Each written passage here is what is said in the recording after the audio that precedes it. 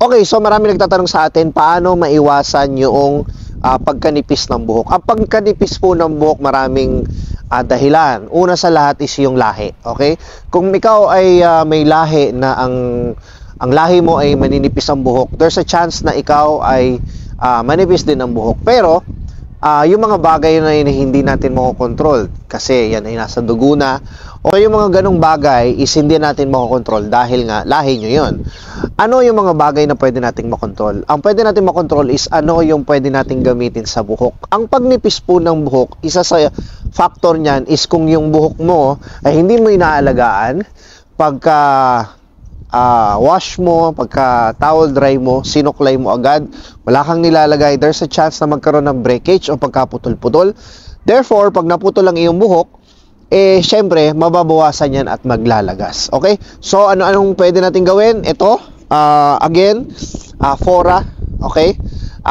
Ito, isa to sa ginagamit ko. Napakaganda nito kasi una, malambot. Malambot yung effect niya. Pangalawa, mabango siya. So, kasi pag nilagay mo sa hair mo, maamoy mo talaga. So, para ka nagpabango na rin at the same time.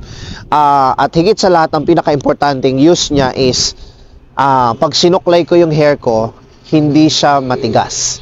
So, suabe, hindi siya buwaghag, yun ang napakagandang effect niya. So, very stable, very steady.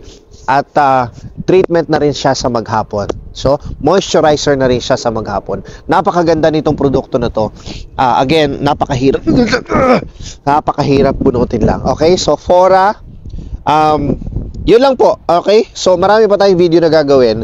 Itong mga pinapaliwanag ko na to is galing din ito sa mga katanungan ng ating mga kliyente na araw-araw natin ginagawa. Okay? So, lahat ng tanong nila ay sasagutin natin sa pamamagitan ng malupit na video. Okay? Yun lang po.